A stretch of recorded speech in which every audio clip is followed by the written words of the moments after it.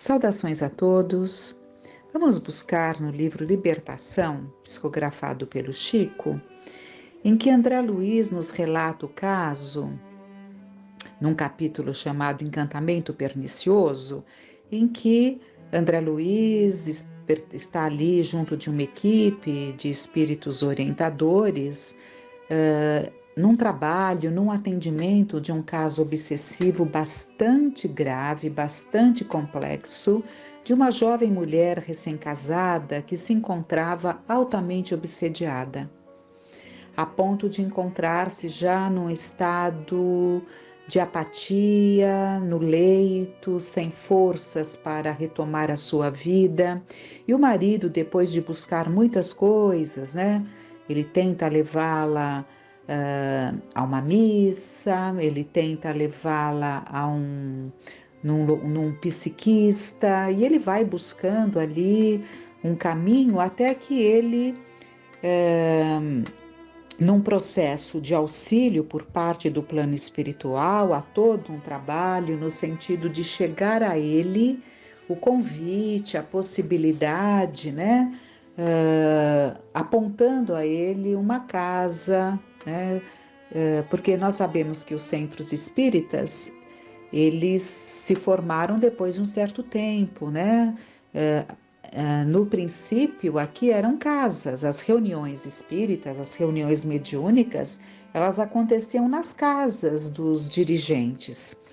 E é esse caso aqui, Então havia ali a casa de um casal, que tinha esse trabalho abençoado de ajudar as pessoas através das sessões mediúnicas, das sessões de desobsessão. E ele foi, então, encaminhado para essa casa, E a equipe de André Luiz ali vão juntos, participando de tudo, e André Luiz nos relata. Então ele relata que durante os trabalhos, a esposa do dirigente da sessão tinha um trabalho muito significativo. Ela era o médium psicofônico da reunião, Então era através dela que os espíritos obsessores se manifestavam, e houve todo um trabalho de ajuda em relação ali a Margaridinha, que é o caso em questão, E terminada, mas o que nós vamos falar agora é sobre essa médium, a esposa do dirigente da sessão. Terminada a reunião, o André Luiz começa a observá-la, Então ele diz, impressionado, ele observa, que aquelas condições que ela apresentava antes não estavam mais acontecendo. Então ele pergunta ali para o Sidônio, que é o orientador que estava junto dele, o que estava acontecendo. E o Sidônio fala: a pobrezinha encontra-se debaixo de verdadeira tempestade de fluidos malignos que lhe vão sendo desfechados por entidades menos esclarecidas, com as quais se sintonizou inadvertidamente pelos fios negros do ciúme. Enquanto se acha sob nossa influência direta, mormente nos trabalhos espirituais de ordem coletiva, em que age como válvula captadora das forças gerais dos assistentes, desfruta bom ânimo e alegria, porque o médium é sempre uma fonte que dá e recebe, quando em função entre os dois planos. Terminada, contudo, a tarefa, Isaura volta às tristes condições a que se relegou. Então vamos dar uma parada para nós compreendermos o que está acontecendo. Ela, como médium, ainda conseguia ter um trabalho satisfatório, porque enquanto se dava o trabalho, ela se entregava, e ela conseguia ali buscar a sintonia e desenvolver o seu trabalho a contento. Mas tão logo terminava o trabalho, ela já voltava, então saindo daquela faixa vibratória que o trabalho proporciona, ela voltava aos seus pensamentos, aquilo que ela já vinha agasalhando e alimentando durante o seu dia.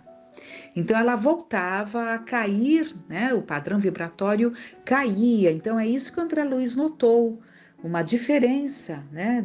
Enquanto ela estava ali no trabalho, o que aconteceu ali com o seu padrão vibratório, terminada a reunião, né?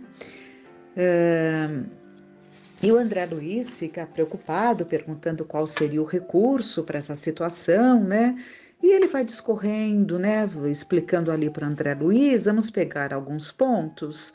Ele coloca, o Sidônio coloca, nossa irmã é valorosa cooperadora, revela qualidades apreciáveis e dignas, porém não perdeu ainda a noção de exclusivismo sobre a vida do companheiro. E através dessa brecha que a induz a violentas vibrações de cólera, perde excelentes oportunidades de servir e elevar-se. Hoje viveu um dos seus dias mais infelizes, entregando-se totalmente a esse gênero de flagelação interior. Reclama-nos concurso ativo nesta noite, pois cada servo acordado para o bem, quando se projeta em determinada faixa de vibrações inferiores durante o dia, marca quase sempre uma entrevista pessoal para a noite, com os seres e as forças que a povoam.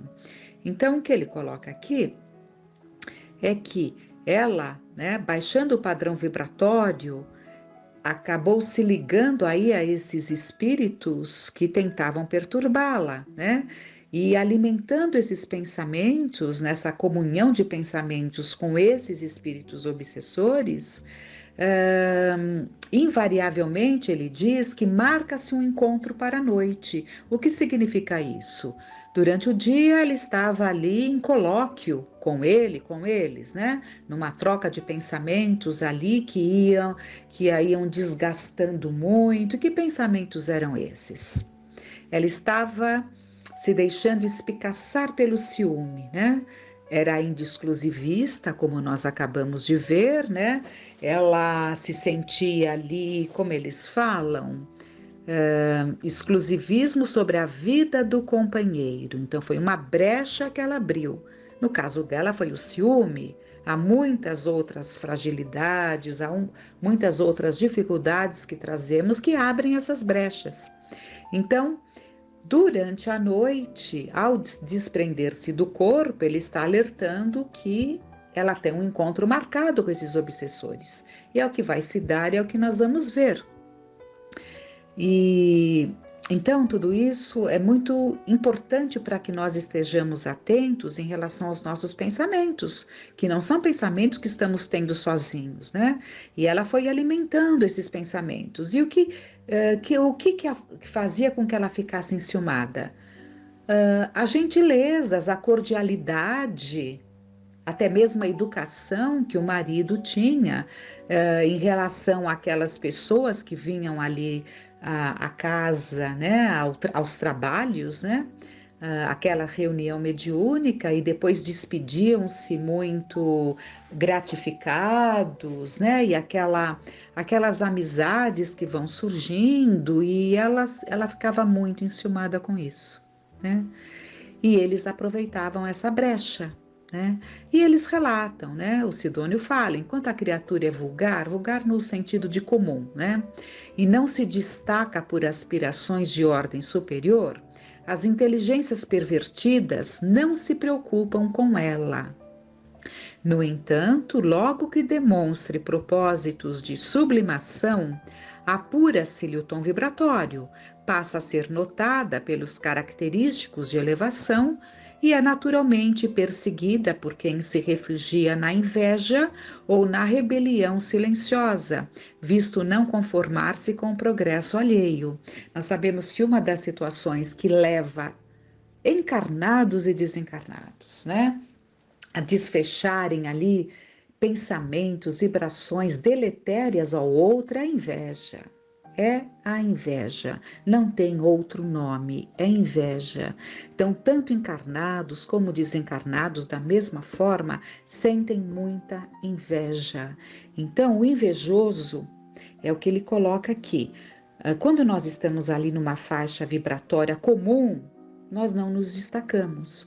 Quando começamos a melhorar o padrão vibratório, existe uma diferença vista, percebida.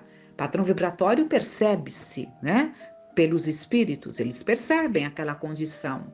Então, passa a ser um foco de perseguição, porque esses tantos que querem permanecer nessa faixa vibratória inferior, preferem desvirtuar, desencaminhar, desmotivar aqueles que estão buscando, né? Do que, já que invejam, é porque no fundo admiram. Se admiram, por que então não buscar o melhor? Mas não, preferem rebaixar o outro, né? E é assim que se dá. E aí, à noite, né? Nós vamos ver aqui que ela, vamos relatando então, o casal evidentemente se recolhe, né, para o sono, depois de alguns minutos ali, um tempo razoável, não é dito aqui, ou pelo menos não estou vendo aqui, o marido vem, né, a alma do marido, o espírito se desprende. Não é a alma do marido, né? Como que eu digo? Porque nós somos, cada um de nós é uma alma, né? Então o marido se desprende, né? A sua alma se desprende do corpo físico que fica repousando no leito. Nós sabemos que é assim que se dá. Só o corpo repousa no leito. A alma se desprende. Então ele se desprende, né? E busca ali o ambiente e identifica. Ele estava numa faixa vibratória, né, satisfatória. Então ele identifica ali a presença do Sidônio, do André Luiz, né, de outros espíritos que estavam ali, que permaneciam ainda ali na casa. E ele se apresenta ali preocupado com a esposa, porque ele queria ter trazido a esposa com ele para irem aos estudos, aos trabalhos, né, que estavam acostumados a fazer durante o desprendimento noturno pelo sono. No entanto, ela não quis acompanhá-lo, né? E o Sidônio diz: siga, né? Vai para a sua reunião. Ele tinha ali um momento muito importante no plano espiritual, né? De aprendizado, de troca, de orientação, de instrução, e ele é aconselhado a ir, né? E que eles ficariam ali para ajudá-la. Depois de um tempo, aparece ela, né? Mas ela passa direto. Ela não busca vê-los, ela o pressente e ela havia estado com eles, né? Porque durante o trabalho ali ela teve uma psicofonia desse espírito Sidônio, orientador ali dos trabalhos, então ela estava numa faixa vibratória que tinha essa percepção dessa presença. No entanto, neste momento, ela se faz surda e cega e passa rapidamente, porque ela tinha um endereço certo. Ela não queria ficar ali. Por quê? Ela estava ligada a determinados obsessores. E esses obsessores a aguardavam num local abandonado, mais ali adiante, e ela se sente atraída por eles, porque existe a relação, ela ligou-se a eles, né? Então ela estava se sentindo atraída por eles. E deixa, né? Não, porque assim, quando nós estamos querendo ouvir alguém que bate nas nossas costas e vai nos dizer: realmente você é um coitado, né? Como você aguenta tudo isso? Você não quer ouvir alguém que te diga o contrário, né? Que te diga: eleve teus pensamentos, higienize esses pensamentos, observe a conduta reta do seu marido, né? Vence esse ciúme exclusivista, essa necessidade de tê-lo apenas para você, né? Então essas palavras desconfortam aquele que quer ouvir outras palavras, né? Então ela vai em busca daquilo que ela estava procurando. E é assim. E o livre-arbítrio é respeitado. Inclusive, André Luiz fica ali muito preocupado, mas o livre-arbítrio é respeitado. Ela era lúcida e ela estava indo para onde ela desejava naquele momento. E ninguém tem o direito de impedir, é assim que se dá. E ela vai e encontra aqueles espíritos, né, que começam a falar, né? Um deles, né, fala, um dos embusteiros fala: a senhora tem sofrido bastante em seus respeitáveis sentimentos de mulher. E ela, sim, sim, né, satisfeita, ela ficou muito satisfeita por encontrar alguém que lhe se associasse a essas dores imaginárias e infantis. Mas ela fica muito satisfeita e ele diz: como não? Sou um dos espíritos que a protegem e sei que o seu esposo lhe tem sido desalmado verdugo. A fim de ajudá-la, tenho seguido o infeliz por toda parte, surpreendendo-lhe as traições aos compromissos domésticos. Então vejam que eles estavam insuflando na mente dela.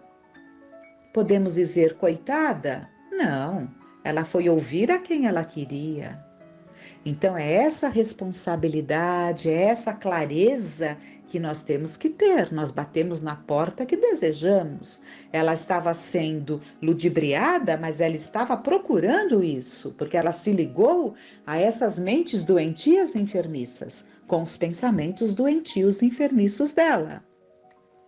E eles continuam, reconheço a extensão dos seus padecimentos morais e vão falando dela ali como mulher, até chegar o momento que era o que os interessava, porque na verdade o interesse desses espíritos não era fazer com que ela simplesmente se desviasse de um caminho. Eles tinham intenção maior, era desarticular este grupo, né? Desarticular esse trabalho, através dela tentando alcançar o marido, né?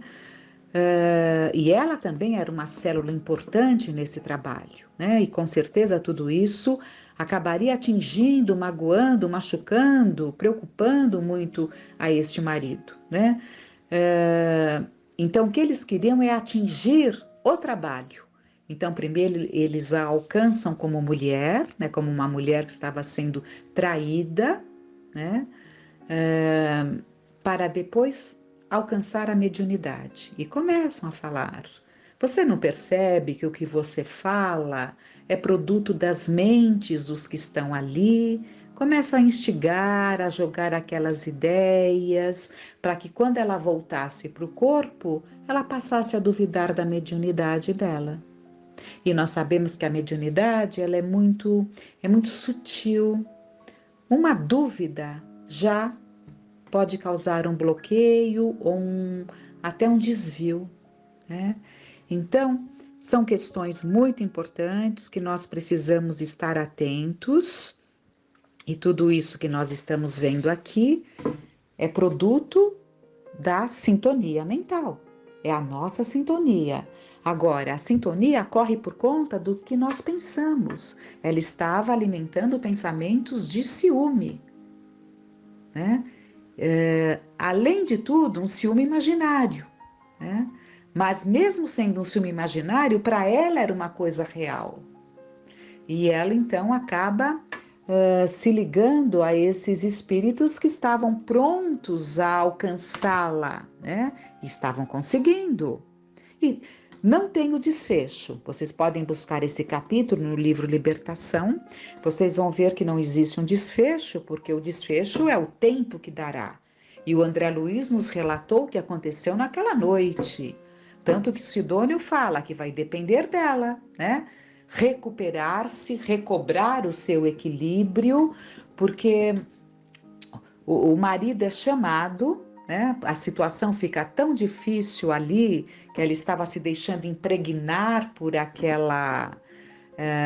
por aquela emanações em que eles estavam a envolvendo, né? Aqueles fluidos deletérios que a estavam prejudicando muito. Então, o marido é chamado, vejam bem, o marido é chamado onde ele estava, naquela reunião.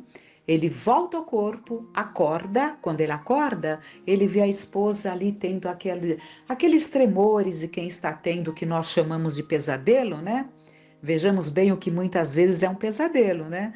E ela estava ali tendo suada, aqueles tremores, aqueles gemidos. Então ele acorda ali delicadamente e ela volta ao corpo chorando, dizendo que era muito infeliz. E assim foi, aquele marido teria, como eles relatam, muitas horas ali tentando acalmá-la, tentando orientá-la, e tudo isso ia depender dela, né? Então, são aprendizados importantes que nós temos, no sentido de que temos que tomar muito cuidado com os nossos pensamentos, com aquilo que alimentamos. Podemos pensar, há situações em que temos ciúmes verdadeiros, né? Sim, há situações, sim, reais, não é? Mas mesmo assim, nós temos que ter um equilíbrio para que naqueles sentimentos que nós estamos tendo ali, nós não baixemos o nosso padrão vibratório para nos ligarmos a essas mentes enfermiças e infelizes que querem nos alcançar. Então, é o equilíbrio em tudo, sempre. Esse deve ser o nosso objetivo, né? Percebermos que não é baixando o padrão vibratório, não é nos ligando a mentes enfermiças que nós vamos melhorar uma situação, que nós vamos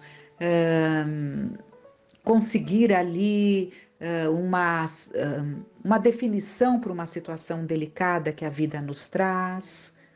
É produto ali de pensamentos nossos, de decisões nossas, mas com ponderação, com equilíbrio, sempre, sempre. Deus permita que assim seja, né? É isso que temos que buscar. Daí, sempre lembrar de Deus, buscar a Jesus, né? E vamos conseguir ali o melhor caminho, mesmo nas situações difíceis que nos alcançam. Né? Peçamos sempre a Deus que fiquemos em paz.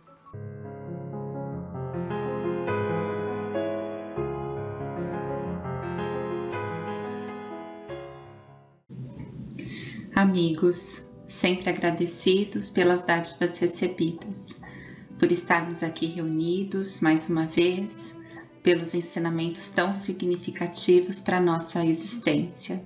Que Jesus nos abençoe.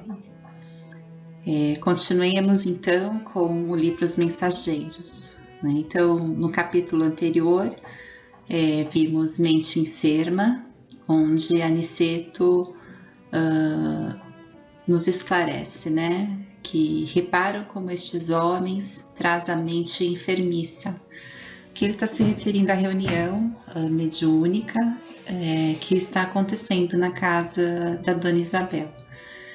É um dos curiosos doentes encarnados, que é um frequentador da casa, né? Tem vasta cultura e, todavia, como traz o sentimento envenenado, tudo quanto lhe cai nos raciocínios participa da geral intoxicação. É pesquisador de superfície, como ocorre a muita gente. Tudo espera dos outros, examina seu semelhante, mas não ausculta a si mesmo. Quer a realização divina sem o esforço humano. Reclama graça, formulando a exigência. Quer o trigo da verdade, sem participar da semeadura. Espera tranquilidade pela fé, sem dar-se ao trabalho das obras. Estima a ciência, sem consultar a consciência. Prefere a facilidade, sem filiar-se à responsabilidade. Revivendo no torvelinho de continuadas libações, agarrado aos interesses inferiores e à satisfação dos sentidos físicos, em caráter absoluto, está aguardando mensagens espirituais.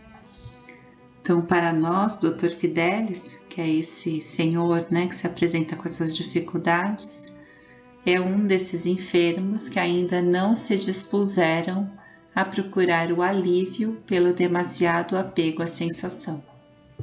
Então, esse foi o capítulo Mente Enfermiça que nós vimos no nosso último encontro, né? Então, no capítulo de hoje, Aprendendo Sempre, ainda na reunião de trabalho na casa de Dona Isabel, o movimento de serviço espiritual torna-se intenso. Reuniam-se ali, para os olhos humanos, 35 encarnados. E na espiritualidade, o número de necessitados excedia 200, que chegaram quase obrigatoriamente acompanhando os que buscavam socorro espiritual. Então, vejam como o número é alto, né, com relação aos encarnados. Todos os servidores da casa se mantinham a postos, desenvolvendo a melhor atenção. Reparei que num ângulo da grande mesa havia numerosas indicações de receituário e assistência. Muitas pessoas pediam conselhos médicos, orientação, assistência e passes. 4 facultativos espirituais se moviam diligentes e, secundando-lhes o esforço humanitário, 40 cooperadores diretos iam e vinham recolhendo informações e enriquecendo pormenores. Olha como a espiritualidade mobiliza toda uma equipe que trabalha em pró, né, daqueles que aqui estamos, né?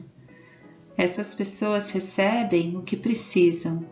Somos forçados a estudar até que ponto lhe podemos ser úteis no particularismo dos seus desejos. Então, com todas essas solicitações, né, de conselhos médicos, orientação, assistência e passes, então os espíritos, eles têm a preocupação, né, de estudar o ponto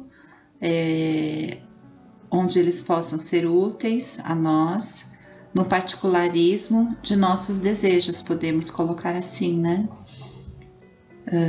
Se fosse uma reunião conosco, não seria diferente. Todo pedido merece solução.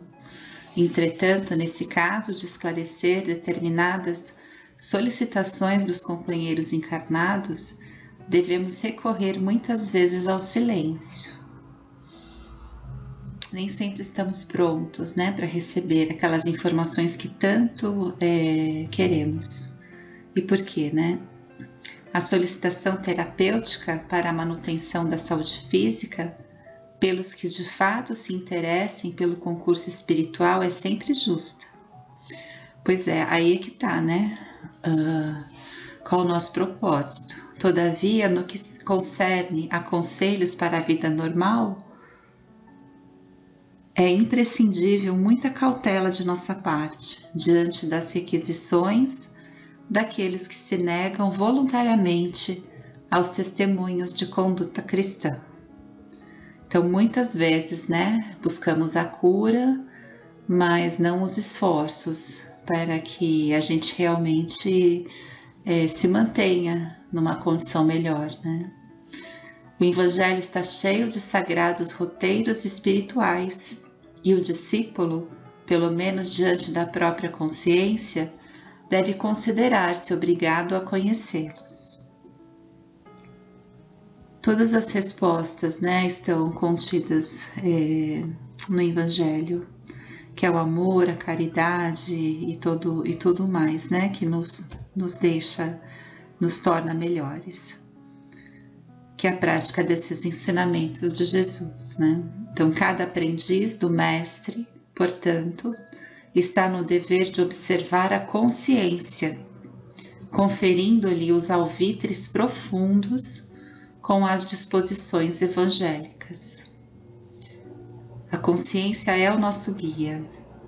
Os desencarnados e os encarnados que ainda buscam das possibilidades do intercâmbio entre as esferas visíveis do homem comum, pagarão alto preço pela invigilância.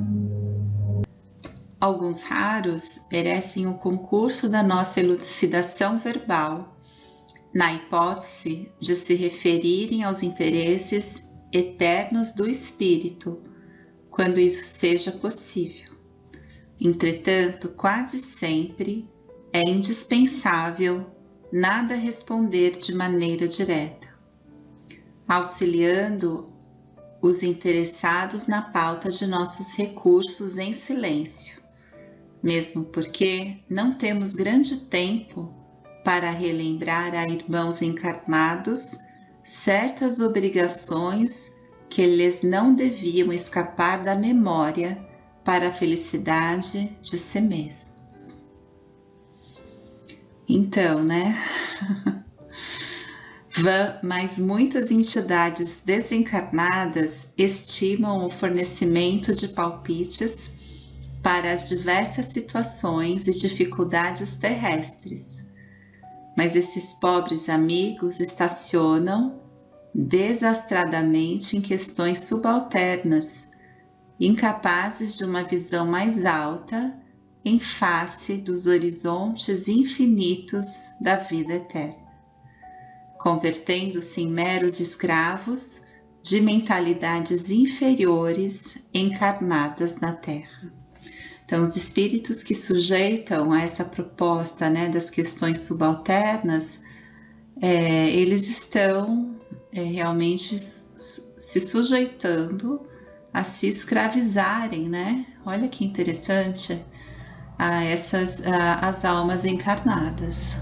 Então, é isso que a gente deve ter em mente, né? Esquecem que o nosso interesse imediato agora deve ser, acima de tudo, de todos, aquele que se refere à espiritualidade superior. Nossos irmãos inquietos, que forneçam palpites a preguiçosas mentes encarnadas sobre assuntos referentes à responsabilidade justa e necessária do homem, devem fazê-lo de própria conta. Então, assim, tem todo um amparo, né? Tem toda uma equipe que é direcionada para esses trabalhos, né? Que acontecem no plano físico. Porém, aqueles que estão conformados, né, com as leis divinas, eles são esclarecidos, né, e são atendidos, né, conforme a sua necessidade, o seu merecimento, né?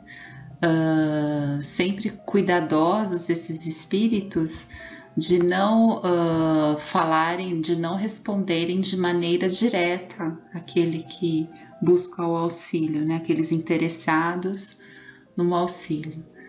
Porque depende de nós também, não é? Receber de forma direta inibe a nossa participação naquilo que nós, no nosso entendimento e na forma de conduzir, né, aqueles ensinamentos em nossas vidas, né? E interessante que às vezes a gente fica tão preocupados com os assuntos do dia a dia, né, os assuntos terrenos, e aqueles espíritos, né, que se esforçam, né, por nos atender, nem sempre eles fazem parte dessa pleiade, né, que tem todo esse cuidado, né, de nos esclarecer, pensando na superioridade maior, né, na espiritualidade superior, na verdade. Então é por isso que é colocado aqui, né, pelo Aniceto, que ele faz todo esse esclarecimento no capítulo, né, que esses espíritos que assim procedem, né, fornecendo palpites a mentes preguiçosas, eles devem fazê-lo de própria conta, né? Então é isso que nós vemos, né, a fragilidade humana ainda buscando os seus interesses, nós nos apegando e nos apoiando naquilo que é dito pela espiritualidade, e com um critério assim muito frágil, né, diante daquilo que está sendo colocado, porque nós somos muito imediatistas, né? Então a gente quer que seja respondido ali a nossa dúvida, o nosso interesse, a nossa intenção, e a gente não para avaliar o quão sério é isso, né? Essas relações que temos com a espiritualidade e como isso repercute, né, em nossa existência, em nossas vidas. Esse capítulo é bem interessante, né? Tem muito a ver com a gente. Em todos os capítulos de André Luiz, né, a gente observa isso. Mas aqui quando ele coloca nessa questão da petição, né, de nós estarmos ali querendo receber, né, as respostas diante das questões que nos apresentam, nós querendo receber a cura para uma enfermidade também que se apresenta. Então tudo isso está relacionado com os testemunhos da conduta cristã. Então às vezes a gente não recebe aquilo que a gente gostaria porque a gente ainda precisa promover essa modificação. Então somente assim a gente vai conseguir entender que as portas estarão abertas, né, para esse processo todo, né, de melhoria que tanto almejamos. Então é isso, né, o capítulo de hoje, aprendendo sempre, e podemos estender isso a nós. Reflitamos então a respeito e até o nosso próximo encontro, ok? Jesus nos abençoe. Muito obrigada.